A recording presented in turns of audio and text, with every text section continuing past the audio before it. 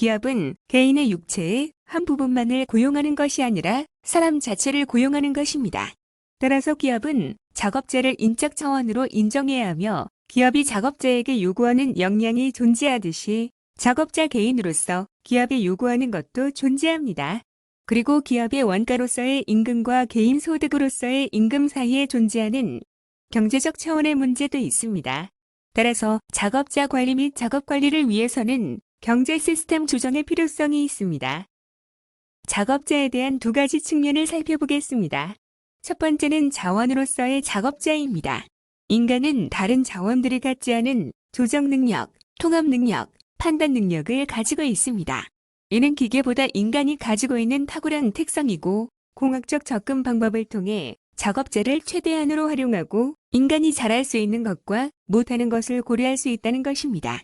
두 번째는 인간으로서의 작업자입니다. 이 측면은 인간은 도덕적 사회적 창조물이라는 가정에 기반합니다. 또한 인간은 하나의 자원으로 활용될 수 있으나 개인은 자기 자신을 오직 스스로 활용할 수 있을 뿐이라는 점을 강조합니다.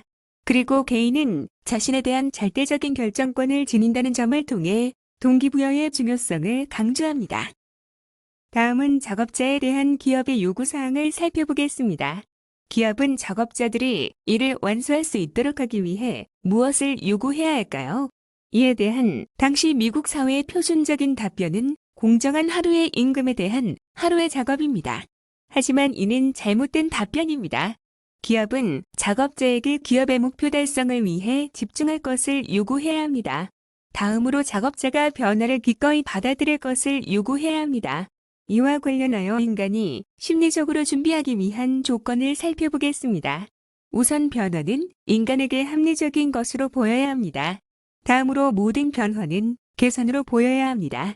마지막으로 변화는 인간이 편안함을 제거해야 할 정도로 너무 빠르거나 충격적이어서는 안 됩니다. 다음은 반대로 기업에 대한 작업자의 요구사항입니다.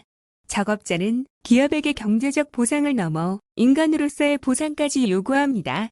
그리고 자신의 직무에서의 지위와 역할, 승진에 대한 동등한 기회 보장을 요구합니다.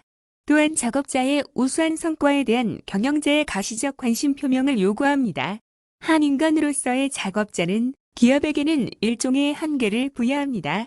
기업은 인간 전체를 인수할 권리가 없기 때문에 작업자를 필요 이상으로 통제할 수 없습니다. 따라서 작업자에게 절대적 충성을 요구할 수도 없습니다.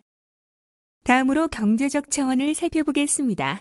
기업의 경제 시스템은 내부 경제와 외부 경제로 나뉩니다. 내부 경제의 총액은 제품을 판매하여 외부 경제로부터 벌어들인 이익을 의미합니다.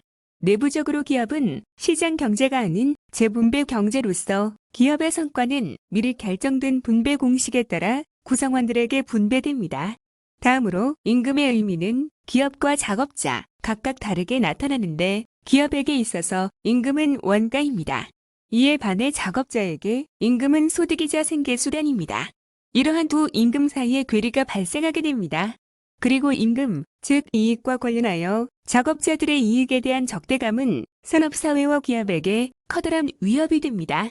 따라서 기업은 적당한 이익을 바탕으로 운영함과 동시에 작업자가 이익을 필수 불가결한 것으로 인식하도록 해야 합니다.